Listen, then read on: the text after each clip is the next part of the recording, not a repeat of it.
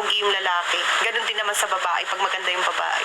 Tapos nagiinuman kayo. Tinanong ko siya kanina, sabi ko, Val, paano kung wala ako sa tabi mo? Tapos inaya ka ng tropa mo, inuman kayo. Tapos may mga girls din. Tapos yung girl nalasing, ikaw din may tama ka na ng alak. Tapos nilantikay, nalikan ka. Ano kayang gagawin mo? Bibigay ka kaya? Lulukuhin mo kaya ako? Sabi niya, hindi yun mangyayari, Val. Kasi alam mo naman ako, di naman ako ano sa alak tsaka sa tropa. Tsaka kung lalabas man ako, palagi kang kasama. Yun naman sabi niya sa akin. Totoo yun, guys. Kasi, syempre, ako rin naman gumawa ng dahilan para mag-away kami ni Eka. Iniiwasan ko rin yung mga pag-aaway namin ni Eka kasi talaga. Ano sabi niya? Ano pong masasabi niyo pag yung lalaking gustong-gusto ko, gustong-gusto ko, bet niya yung BFF ko na girl? Oh. Medyo masakit yan kasi gusto mo tapos bet niya yung BFF. Paubaya yan Ano ba dito, Bal? Ano masasabi mo? Take your time. Pag-isipan mo muna yung mga bagay na siguro talagang nagugustuhan mo lang siya dahil may tsura siya. Ganun. Ako naman, Isipin mo yung puso. Ako naman, iiwasan ko. Hindi na para gustuhin siya. Kung may gusto ng iba. Kasi, mahirap yun eh. Lalo na best friend mo pa. Kami na po. Kasalanan bang mahalin ka ng lubusan? Bakit nasusulsul yung lalaki sa mga kaibigan kahit na matagal na kayo? Hindi kasi guys, yung mga ako ngayon, wala akong halos na kaibigan.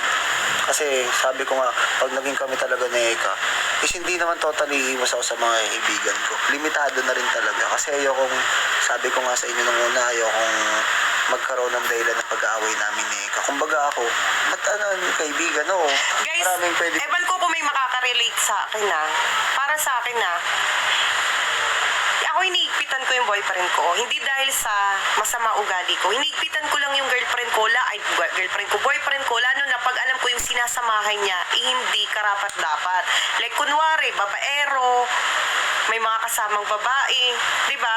Minsan kasi, ang mga lalaki, mga boyfriend natin, sila pa yung nagagalit sa atin na, ano ba yan, nasasakal ako sa'yo, sama ng ugali mo, kaibigan ko naman yun, etc. Hindi nila tayo naiintindihan kasi takot lang naman tayo baka Maloko. Oo, takot lang tayong maloko, takot lang tayong mawala sila sa atin, baka isang iglap magkagusto sila dun sa babae o na makakasama nila, mamit nila, natukso, mga ganun, di nila tayo magets. Kailangan po ba hawak pares yung account ng isa? Kami ni Eka kasi, hindi naman... Para sa akin, check, oo, tama. sa check, oo, pero yung hawak ng account, Hindi. hindi. Kasi Privacy. una sa lahat, privacy. Syempre, andun yung yung family. Family. Oo, usapan ng pamilya nyo. Syempre, hindi naman porket asawa mo, boyfriend mo, dapat nandun din siya. Para sa akin, privacy kasi, mas okay. Okay lang yung i-check mo, pero yung maghahawa ka ng sarili-sariling account. Tsaka kung may tiwala ka naman sa partner mo, ba't pa Hindi yun lang tiwala, Bal. Sabi nga nila, di ba, kahit anong bantay mong gawin, kung lulukuhin ka niyan, lulukuhin ka niyan. tama po pa rin ba? Ano sabi niya? Tama pa rin po ba? Mag-stay ka sa relasyon kung di pa rin nagbabago ang tao. Pero, mahal mo Hindi siguro. Para sa akin, hindi. Huwag ka na mag-stay kasi kung hindi mo naman nakikita nagbabago, kumbaga parang nagpapakatanga ka lang sa isang relasyon. Ako Kasi naman, kung mahal ka niyan, magbabago. hindi, ako naman, siguro, kausapin mo muna. Tapos pag nakausap mo na lahat-lahat at wala pa rin pagbabago, i-let go mo na. Pero kung hindi pa naman kayo nag-uusap tsaka hindi pa naman ganun katagal, bigyan mo pa ng chance kasi lahat naman ng tao deserve naman na oo. Tsaka lahat naman ng tao nagbabago eh. Hindi naman porket ganun na siya, ganun na talaga siya. So guys, Try mo pa rin kausapin. Pag nakausap mo na lahat-lahat tapos wala pa rin pagbabago, mali na yun. Kasi na-explain mo na yung nararamdaman mo eh. hindi. Paano yung tropa, tema, bisyo, pinapaiwas ko siya doon? Oo, iwas ko. Kahit ako, papaiwas ko talaga, magagalit ako. Mahirap eh.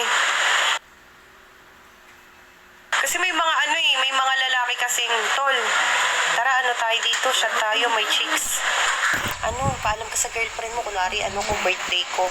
Alam ko na yan, Diyos ko. Hindi ako baguhan sa ganyan. Ha? Bawal bata sa live. Ay, bawal ba? Pwede yan. Sabi ni Tama ka.